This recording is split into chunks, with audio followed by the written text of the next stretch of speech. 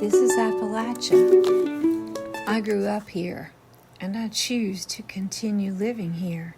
In my last video, I talked about a group of people who were already living here when the first English settlers came into the area. These people were unlike anyone the English settlers and the explorers had ever encountered before, and in time these people would come to be called by a derogatory name known as the Melungeons. Melungeons were identified by secondary sources who often disagreed on their identity and origin. They were identified as a loose collection of families of diverse origins who migrated and settled near each other and intermarried with one another in North Carolina, Tennessee, Kentucky, and Virginia. In this video, I'll explore historical documentation and genetic evidence pointing to the true identity of Melungeons, and perhaps we will stop calling them Melungeons after that. If this is a topic that you're interested in, click like and subscribe, support my channel, and I'll continue to research and discover more about Appalachia. Let's start by talking about the main theories that are circulating amongst researchers as to the identity of these original Appalachians. One theory says that they were the offsprings of European women, African and Native American men who married others of mixed race and formed their own communities, while another theory says they were merely the offsprings of African men and European women, predominantly Scots-Irish. A third theory is that they were no different than any other European American settlers. Other researchers contend that they were descendants of Portuguese, Spanish, Sephardic, and Ashkenazi Jews, of the Moorish explorers and Africans who mixed first with Native Americans and then with indentured servants from Europe that had been, and that includes not only the Scots-Irish but even the Roma who had been expelled from the British Isles. Some Melungeons contend that they were the remnants of diminished tribes whose survival depended upon them intermarrying with each other and even intermarrying with settlers, indentured servants, and free people of color, so that technically Melungeons were originally Native American people, indigenous Americans who were here when the Spaniards first arrived. So what does history have to say about it? We know that they claimed Portuguese ancestry. We know that many of them claimed Native American ancestry. Let me look at history. So, in 1586, Sir Francis Drake released hundreds of Turks that had been captured from a raid on a Cardigan onto Roanoke. They migrated inland and more than likely met with natives and intermingled with them, as opposed to remaining single men and dying off. Let's go back to 1526, when Lucas de Ayllon brings hundreds of Spanish colonists and African slaves to the Pedee River area and the William Bay. Now, on board these ships were Africans, French, Basque, Portuguese, Moors, and Sephardic Jews who came to America to escape the Inquisitions. In 1540, Hernando de Soto encountered the Cofitachiqui, led by a chieftainess, and she offered him her friendship and gifts. In return, he kidnapped her niece, burned her neighbors alive, and had one of her great warriors attacked and killed by hounds. The niece was called the Lady of Cofitachiqui. She pretended she had to go to the bathroom and went into the thicket to relieve herself, but she never returned. De Soto was furious. He and his men searched and searched, but he never found her. She had arranged with a Cuban slave who belonged to a Berber named Don Carlos to meet up with her, and an African belonging to Vasco Concalves.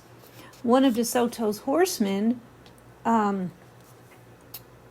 later got lost in the woods and wandered upon the Lady of Cofitachiqui and the African slave, along with the Cuban and many other escaped slaves from Ayon's earlier expedition, who had already married into this native tribe of people and infused the tribe with offsprings of Portuguese and African, and they were living as families. For the next 300 years, refugee slaves, both black and white, would take sanctuary among Native Americans who showed them kindness and brought them in. In 1583, England tried to establish a colony at Roanoke, and when the leader of the colony went back to England, he was gone for a couple of years, and when he returned to the colony, there was no sign of any of the people, only a message carved into a tree that said Croatoan. To this day, as far as I know, historians are not entirely clear as to what happened to the colony at Roanoke. Although, just like with the Melungeons, there are many theories. Between the years 1618 and 1620, Portuguese would bring slaves from Africa, and English and Dutch pirates would raid these Portuguese slave ships, then bring the slaves to Virginia, where they would sell them. The first slaves were sold in Virginia in 1619 to John Rolfe, who was a husband to Pocahontas. And this is the first account of slaves being purchased in the colonies, or at least of African slaves being purchased in the colonies. However, Africans weren't the only slaves in the colonies. Indentured servants were slaves without shackles. If they survived the miseries and hardships of servitude, they sometimes found a better life in the colonies, where it's documented that they married African slaves. The biggest difference between an indentured servant and a full-fledged slave was that the indentured servant had the hope of one day being a free person. From 1650 till around 1700, even 1750, an estimated 500,000 Caribbeans, native Caribbeans, and Africans were brought to the Americas. Could this have possibly introduced Caribbean DNA into African Americans or into the colonists? Let's talk a little bit about free people of color. The descendants of indentured female European servants and enslaved African men were born free. They formed their own communities and often married remnants of near extinct and scattered smaller Native American tribes. Colonial Virginia and the East-South, the entire eastern part of the southern colonies, were a melting pot in the late 1600s. Euro-African Native American offsprings married each other. Now, at this time, free people of color, as they were called, were settlers, the same as their neighboring colonies. They owned land, paid taxes, helped explore the Ohio and Mississippi River valleys.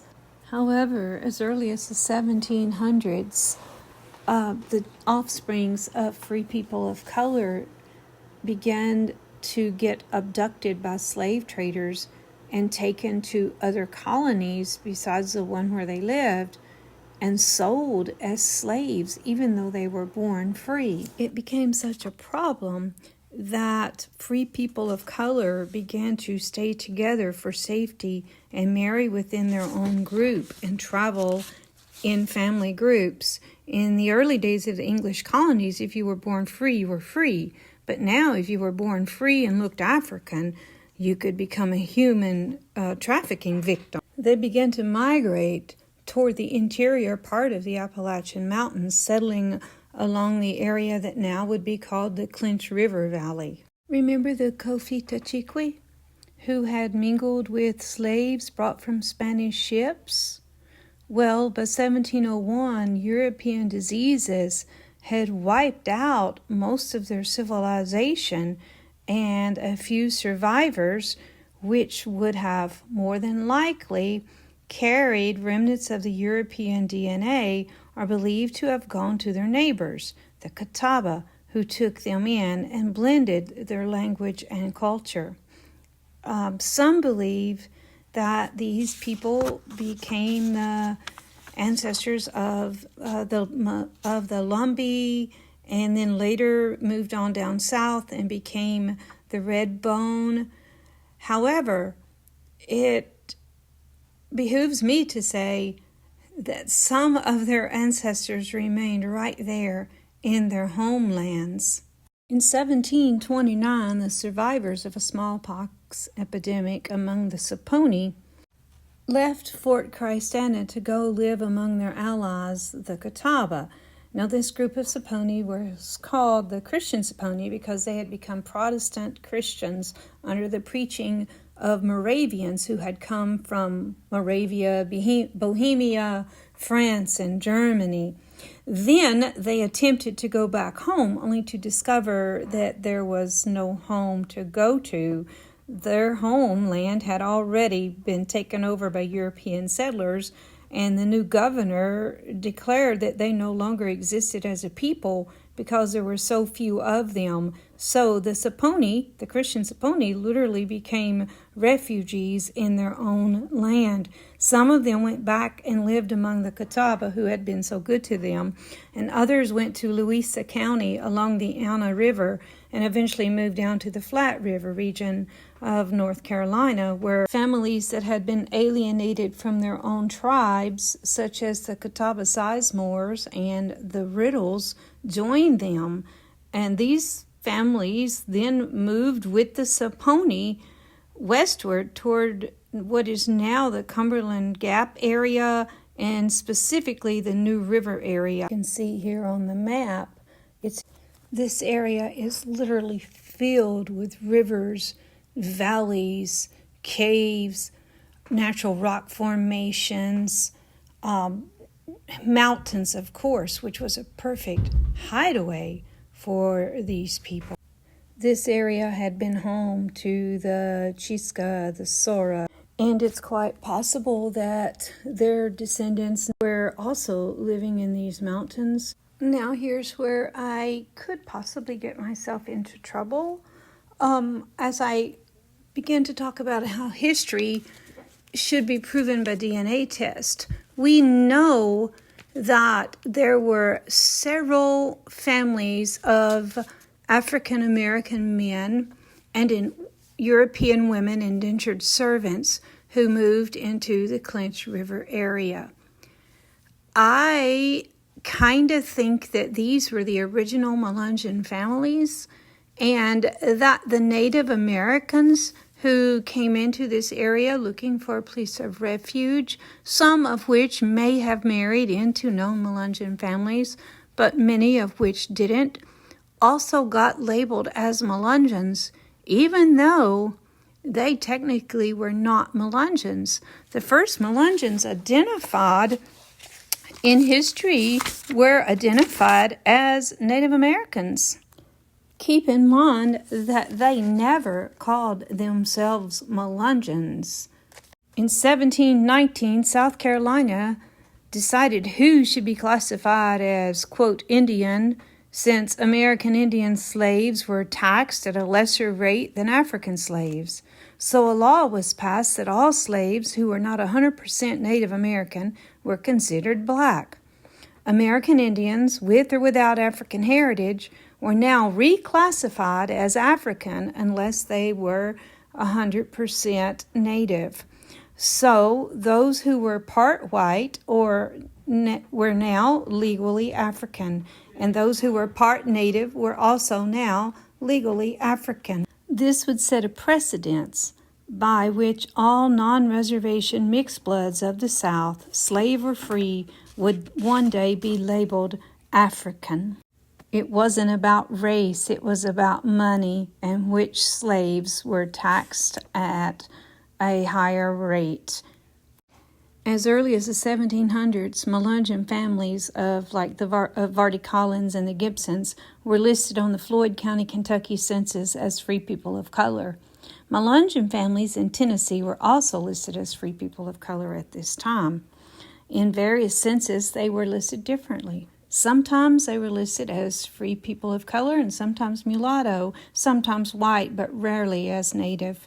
That's not because they weren't truly Native American, but because the government had decided who got to be Native American and who didn't.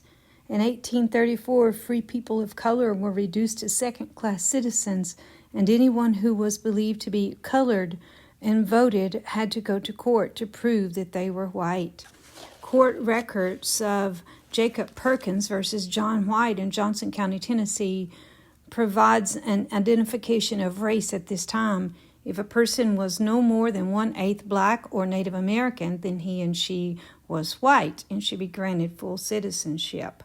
But in time, a guy named Walter Plecker passed a law that said 1 drop of Negro blood could make a person black, and that negated them to being second-class citizens. So during the 19th century, Melungeons began concealing their Native American and African American roots and identified as white in order to avoid racial persecution for their family. And the word mulatto just meant not fully white. Mixed natives and whites were called mulattoes, and free people of color, whether they were African or not. So 1 drop law applied to them too. It declared that people were black or white, and any non-reservation Native American was not Native American, but would be placed in one of these other 2 groups of either black or white. As a result of the Racial Integrity Act, officials in 1924 went so far as to alter birth records, death records, and marriage records of people formerly classified as Native Americans and changed them to black. This destroyed their Native American communities, their documented identities, and generations of people would be denied tribal citizenship or any other type of recognition due to this act. In the first 1/2 of the 19th century, the term Melungeon was used to describe these people, and the first ones were identified as being Native American, although that identity would later be stolen from them.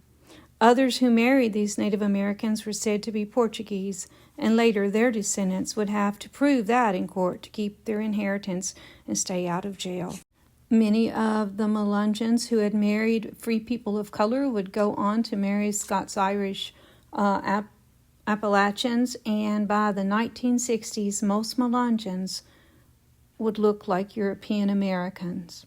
In 2011, Roberta Estes et al. Published a paper that documented a study that she and her fellow researchers had been conducting between the years of 2005 and 2011.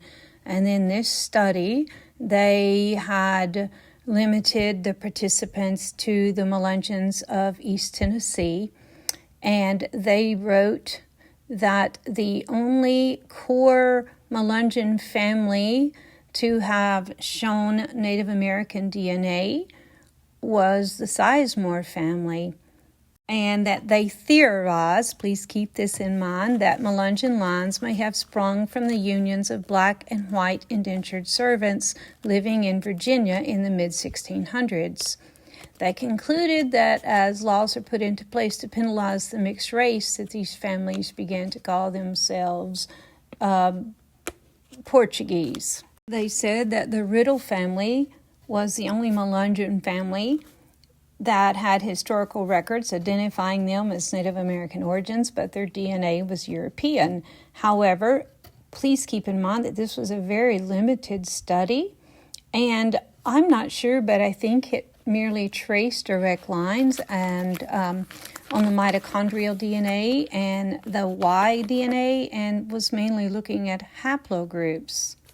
Also keep in mind that the Riddle family and the Sizemore family do not identify as Melungeon to the best of my knowledge, but maintain a Native American origin to their family trees. And in fact, historical documents do show that Ned Sizemore was born a Catawba. Very soon I'm going to have a video talking about genetics and ethnicity, and I hope you'll continue to check out my playlist to subscribe to my channel so you'll see this video when it comes up.